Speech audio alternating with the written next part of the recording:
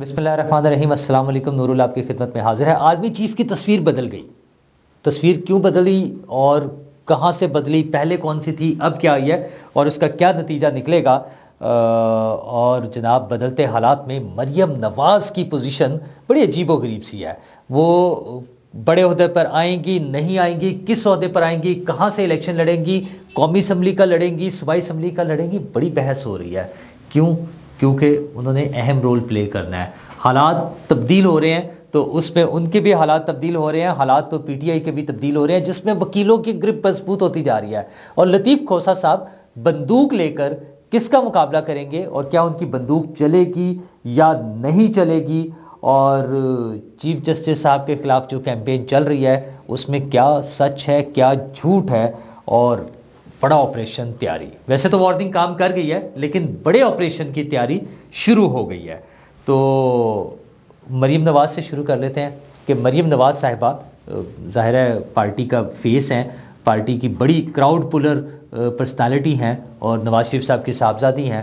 नवाज शरीफ साहब की गैर मौजूदगी में उन्होंने ज़रा थोड़ा सा हार्ड स्टांस लिया और पार्टी को लीड भी किया। नवाज शरीफ साहब भी कभी हार्ड स्टांस भी ले लेते थे, कभी खामोश भी हो गए, लेकिन फाइनली नवाज शरीफ साहब वापस पहुंच गए। डीलें हो रही हैं, दबाव है, सारी चीज़ें हैं, इलेक्शन नहीं होने, ये बहुत बातें हुई, हम भी उसमें बहुत सी बातें करते रहे, लेकिन फाइनली अब हम इलेक्शन की तरफ बढ़ रहे हैं। और नवाज शरीफ साहब को जो जो अपना रास्ता साफ नज़र आ रहा है उसके साथ साथ उनकी भी टोन में तब्दीली आ रही है। खैर, उन्होंने वो दोबारा से बातें की हैं कि कौन थे जिन्होंने डी रेल किया, जिन्होंने मेरी हुकूमत ख़त्म की, जिन्होंने इस मुल्क को मुश्किल में डाला, इस तरक्की करती हुई हुकूमत को और मईशत को रोकने की कोशिश की। ये सारी बातें वापस आ गई ना। तो मरीम नवाज साहिबा भी इसी तरह, जो कुछ लोग कह रहे थे कि मरीम नवाज साहिबा एक्सेप्टेबल नहीं है, दोनों पार्टियों में, नून लीग में मरीम नवाज साहिबा और पीपल्स पार्टी में बिलावल भुट्टो जरदारी, इन दोनों के बारे में कहा जाता है कि वो दोनों एक्सेप्टेबल नहीं है।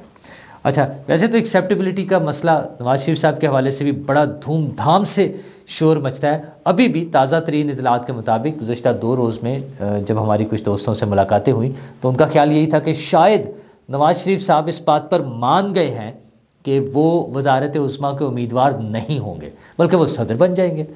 अच्छा, लेकिन मसला वही है कि अगर 8 फरवरी को जो इलेक्शन होने जा रहे हैं, इस दफ़ा मैंने अगर थोड़े से पहले कह दिया तो जो 8 फरवरी को इलेक्शन होने जा रहे हैं उसमें अगर उनके पास सीट्स ज़्यादा आ जाती हैं तो फिर उन्होंने किसी की नहीं माननी। जो ही उधर से रिजल्ट अनाउंस हुआ, जो ही उन्हें पता चलेगा कि उनके पास नशिस्तें ज़्यादा आ गई हैं और वो हुकूमत बनाने की पोजीशन में है अपनी मर्जी से, आप यकीन माने सारे मुआहदे, सारी डीलें, सब कुछ फारिग हो जाएगा, उड़ जाएंगी चीज़ें, फिर उन्होंने किसी की सुननी।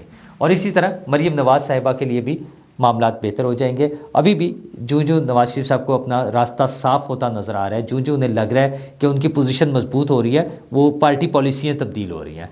और वो जो चल रहे हैं पार्लिमानी बोर्ड्स के इजलास, उसकी जो फुटेज आ रही है उसमें आप एक चीज़ गौर करें कि मरीम नवाज साहिबा की तारीफ़ों वाली वीडियो सामने आ रही हैं।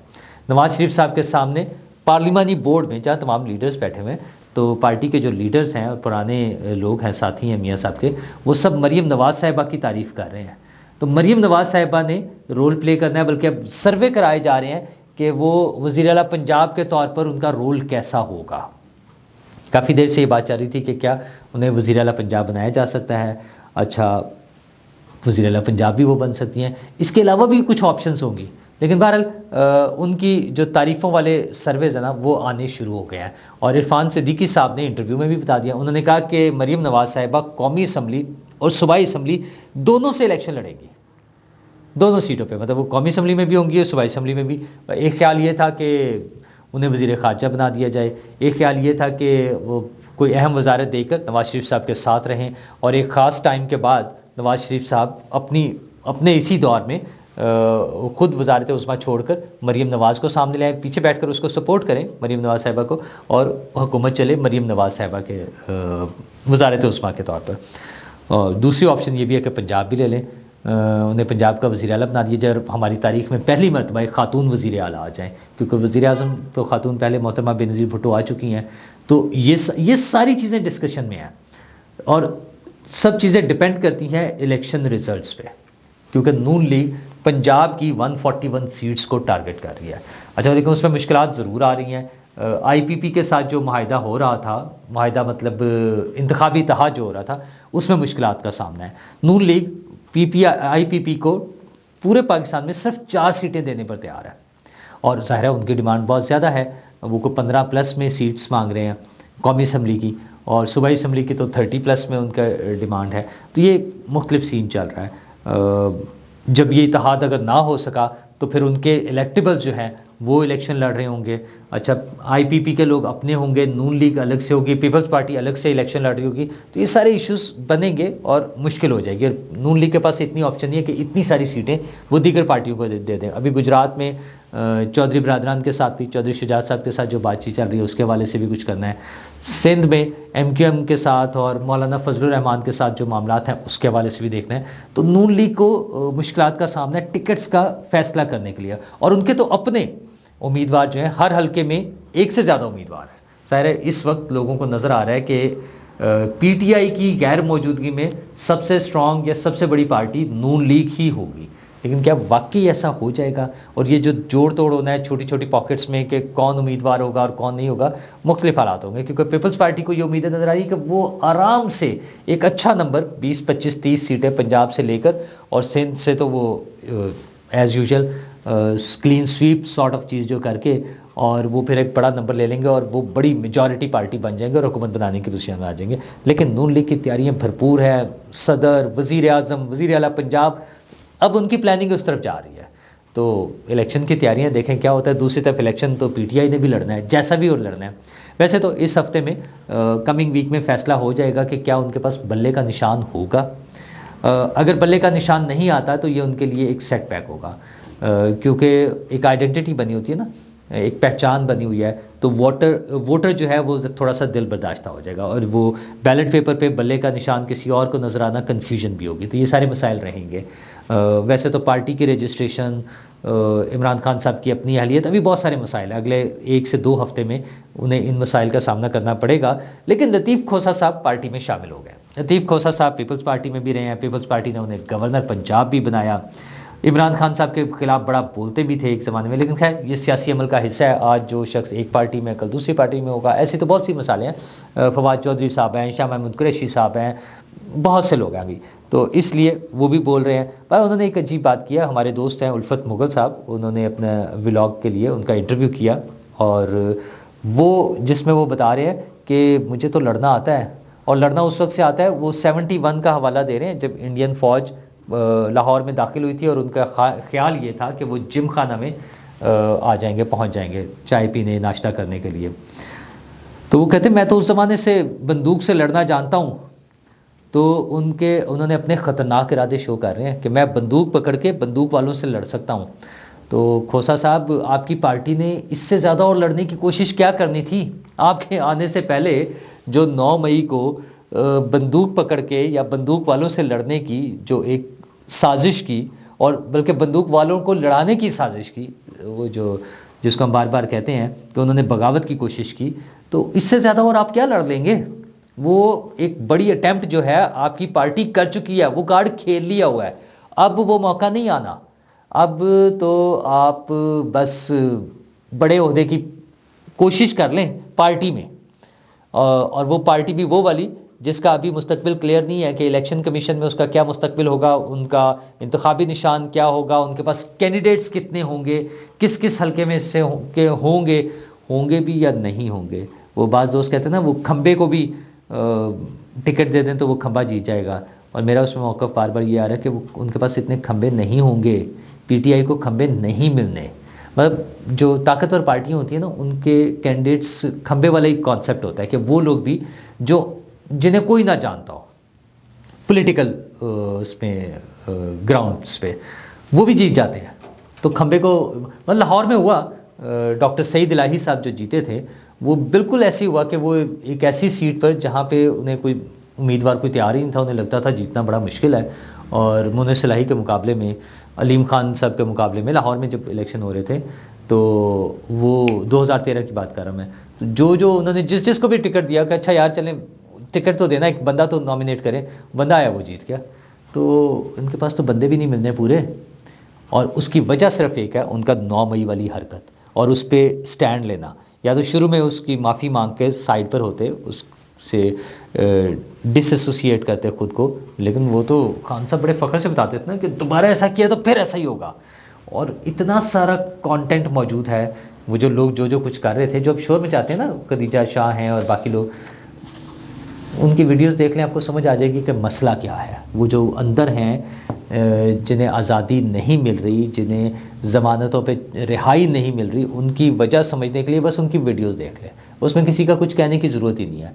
और उस सिस्टम को अगर तब्दील करना था, हुकूमत ने करना था, तो अभी तो हुकूमत है नहीं, इंटरिम गवर्नमेंट तो ने ये करना नहीं है। जब पॉलिटिकल गवर्नमेंट आएगी तब देखा जाएगा। तब तक के लिए इमरान खान साहब अंदर हैं, पार्टी बाहर है। बस उम्मीद ये रखनी चाहिए कि इलेक्शन से फुल बाहर ना हो जाए, पूरी तरह से बाहर ना हो जाए, थोड़ा बहुत तो रहे ना, 15-20 सीटें 30 सीटें वाला जो सिलसिला है वो उनका चलता रहेगा। तो चलने वाले मामलात में चीफ जस्टिस का मामला एक बड़ा अहम है। वो जो एक नोटिफिकेशन आ गया है जिसमें चीफ जस्टिस और उनकी फैमिली की ख़वातीन का ख़ास तौर पे बॉडी सर्च से मना किया गया है एयरपोर्ट्स पर। अच्छा, हमारे एयरपोर्ट्स पे बड़ी वाहियात है सिस्टम। मुझे बाई चांस मुझे काफ़ी मौका मिला है दुनिया भर में फिरने का पिछले कोई 15-20 सालों में। दुनिया में कहीं भी इस तरह का सिस्टम नहीं है जैसे पाकिस्तान में है कि एयरपोर्ट पर एंटर होते ही वो एक छोटा, मसलन लाहौर का इतना सा दरवाज़ा है जिससे वो सबने गुजर के जाना होता है, एक आदमी के गुजरने का, उसमें भी दोनों तरफ गार्ड्स खड़े हुए हैं और वो वहाँ से टिकट देखना शुरू करते हैं और एंटर होते ही आपके बैग खुलवा लेते हैं और अजीब एक हड़बोंग है थ्रू आउट। अच्छा, खैर उन्होंने तो इस पर आई एम श्योर ये तो उन्हें पहले ही प्रोटोकॉल मिलता होगा।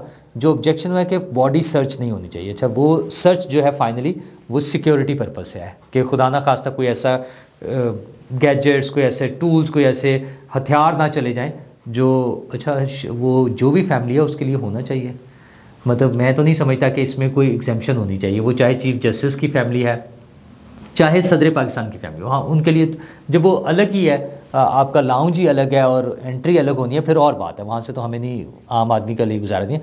लेकिन अगर आप आम पैसेंजर्स के लाउंज से गुजर रहे हैं तो उस वो जो walk through gates, body search जो है, और कुछ सिक्योरिटी वाले जो लोग हैं, ख़वातीन और मर्द, और डेफिनेटली वहाँ पे ख़वातीन भी मौजूद होती हैं ख़वातीन के सर्च के लिए, तो वो होना चाहिए, वो सबके लिए। और दुनिया भर में होता है बॉडी सर्च, पूरी दुनिया में होती है।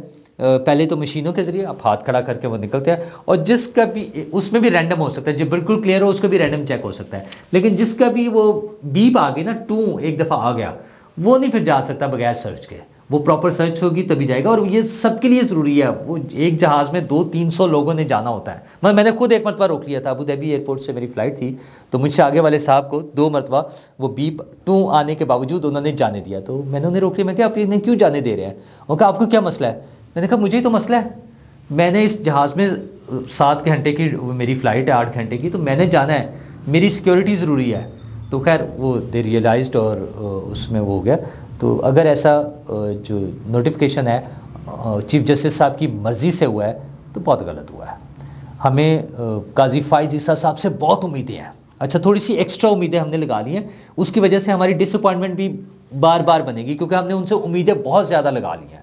एक होता है ना नॉर्मल, उसमें हमारे चूँकि नॉर्मल काम चल ही नहीं रहते, हर चीज़ 2 नंबरी, हर चीज़ फ्रॉड, हर चीज़ गलत तरीके से, तो उसमें काजी फाइज ईसा साहब की सूरत में हमें एक ऐसा बंदा मिला जिससे हमने काफ़ी सारी उम्मीदें लगा ली हैं। तो अल्लाह करे वो उम्मीदें सही हो जाएं, उन्हें वहाँ से नोटिस, वहाँ बैठे हैं वहाँ से नोटिस ले, वापस उनकी टीम यहाँ मौजूद है वो नोटिस ले। इस तरह की चीज़ें ना सिर्फ उनकी बदनामी का बाइस बनेंगी बल्कि वो सिस्टम में ख़राबी पैदा करेंगी। सिस्टम को ठीक होना है, काजी साहब से हमें उम्मीद है कि वो उनकी मौजूदगी में चीज़ें ठीक होंगी। ये तो ख़राबी की तरफ जाने वाली बात है, ये नहीं होनी चाहिए। तो ख़राबी वाली बातों में हमारे सिक्योरिटी का मसला है सबसे बड़ा हमारे मुल्क में। जब मैं सिक्योरिटी की बात कर रहा हूँ एयरपोर्ट की, वैसे भी दहशतगर्दी की जो लहर चल रही है उसमें बहुत बुरे हालात हैं। लेकिन 2 रोज़ कबल हुकूमत पाकिस्तान ने अफ़गान हुकूमत को बाकायदा उनसे जो मुतालबा किया, वार्निंग समझ लें कि जनाब आप वहाँ पर बंदे पकड़ें वरना फिर हम एक्शन लेंगे। अच्छा, वो बंदे पकड़े और वो सारा कुछ करने की सूरत में वो मेरा ख्याल है वार्निंग जो है वो काम आई है, या यूँ कह के सिर्फ उनसे मुतालबा किया कि पकड़ें। तो आज उनकी वजारत दाखिला जो है अफ़गानिस्तान की, उनके तर्जमान हैं अब्दुल मतीन काने साहब, उन्होंने बयान दिया है कि 40 के करीब टीटीपी के लोग जो हैं उन्होंने पकड़े हुए हैं, गिरफ्तार किए हुए हैं पिछले 1 साल में, और उनकी जेलों में बंद है। ये पहला मौका है जब अफगानिस्तान की गवर्नमेंट ने फॉर्मली ऑफिशियली ये अनाउंस किया है कि उन्होंने ये लोग पकड़े हुए हैं और उनकी जेलों में हैं। तो असल मसला अमन का है, उसके लिए अफ़गानिस्तान में बंदे पकड़ें, अफ़गानिस्तान से निकालें, पाकिस्तान में बंदे पकड़ें, पाकिस्तान में जो भी ज़रूरत है वो करें। अमन होना चाहिए पाकिस्तान में भी और अफ़गानिस्तान में भी। हमें तो अफ़गानिस्तान में भी अमन, सारी दुनिया में अमन होना चाहिए, फ़लस्तीन में भी अमन होना चाहिए, जंग बंद होनी चाहिए। वो जो वाइट हाउस में बैठे हुए ब्लैक हार्ट लोगों ने, काले दिल वालों ने जो उसको अपोज़ किया है, मतलब वो भी जुल्म है, वो भी ज़्यादती है। मतलब जंग बंद होनी चाहिए, अमन होना चाहिए सारी दुनिया में। पाकिस्तान में तो दहशतगर्दी हो रही है जो, उसके लिए एक बड़ा ऑपरेशन शुरू होने जा रहा है, और वो विद इन डेज एक बड़ा ऑपरेशन होने जा रहा है दहशतगर्दों के खिलाफ। और जाहिर है वो इसलिए भी ज़रूरी है कि बार बार हमले हो रहे हैं, हमारे सिपाही, हमारे जवान, हमारे फ़ौजी, हमारे ऑफिसर्स, हमारे सिविलियंस, इवन गैर मुल्की भी, चाइनीज़ और बाकी जो लोग आए होते हैं उनके कॉन्वॉयज़ वगैरह पर अटैक, ये सारी चीज़ें हो रही हैं जो कि काबिल बर्दाश्त नहीं है। अमन होगा तो तरक्की होगी, और हर इंसानी जान अहम है, हर इंसानी जान, every single human life matters. तो उसको, उसकी हिफाजत करना, उनको हिफाजत फराहम करना हुकूमत का, रियासत का, इदारों का फ़र्ज़ है, और उसके लिए फिर सब कुछ होना चाहिए। मतलब दहशतगर्दों के खिलाफ ऑपरेशन जहाँ भी हो होना चाहिए, वो वाना में है, वो मतलब जिस एरिया में भी है वो लाजमी होना चाहिए। और मैं आपसे यही शेयर कर रहा हूँ कि एक खबर यह है कि एक बड़ा ऑपरेशन शुरू होने जा रहा है, और ऑपरेशन ज़ाहिर है फ़ौज करेगी, और फ़ौज के हमारे चीफ जो है वो अमेरिका गए हुए हैं। तो उनकी एक तस्वीर पे बड़ा शोर मचा। वैसे तो उनकी बड़ी खूबसूरत सी तस्वीर थी, वो जो अक़वाम मुत्तहिदा के जनरल सेक्रेटरी के साथ ही सिविलियन कपड़ों में उन्होंने ब्लू सूट में तस्वीर बनाई थी। दूसरी तस्वीर जो आई थी ब्लिंकन के साथ, उसमें एक तस्वीर में आर्मी चीफ के हाथ बंधे हुए थे। अच्छा, फॉर्मल मीटिंग्स में, गैदरिंग्स में लोगों ने हाथ कभी बांधे हुए हैं, कभी खुले हैं, कभी हाथ सामने खड़े, जैसे भी बात करें मुख्तलिफ सीन हो सकते हैं। तो उस पर पीटीआई के चाहने वालों ने बड़ा शोर मचाया हुआ था।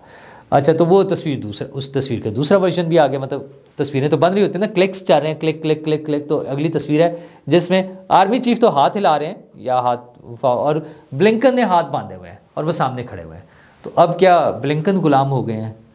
ओ पीटीआई वालों, ये जो ड्रामेबाजी है ना, वो जो इमरान खान साहब ने शुरू की थी, हम कोई गुलाम हैं गाड़ियों पे लिखने से, इस तरह से गुलाम और वो ख़त्म नहीं होते। अपनी सोच क्लियर करें, अपनी पोजीशन देखें, ठीक है। और इन्हीं हरकतों की वजह से वो जो नफरत फैलाने वाले काम थे, उसकी वजह से आज यहाँ पहुँच गए हैं कि अब वो ग्राउंड के बजाय स्पेस पे जलसे होने हैं उनके, ठीक है ना। तो उस पर भी खैर वो वहाँ हम अलग उस पर बात करेंगे, वो बहस होती रहेगी। तो चीफ साहब की नई तस्वीर आ गई है, उम्मीद है तसल्ली हो जाएगी थोड़ी सी। असल मसला यह है कि मुल्क की इकॉनमी बेहतर होनी चाहिए, उसके लिए वो जिसके भी दौरे होने हैं, वो जो भी ऑपरेशन चलने हैं, वो इलेक्शन होने हैं, वो मुस्तहकम हुकूमत आनी है, जो भी चीज़ें होनी है, मुल्क की मईशत मुस्तहकम होनी चाहिए, ताकि मैं, आप, हम सब लोगों की ज़िंदगियाँ एक खुशहाल और पुरअमन पाकिस्तान में गुजर सके। शुक्रिया।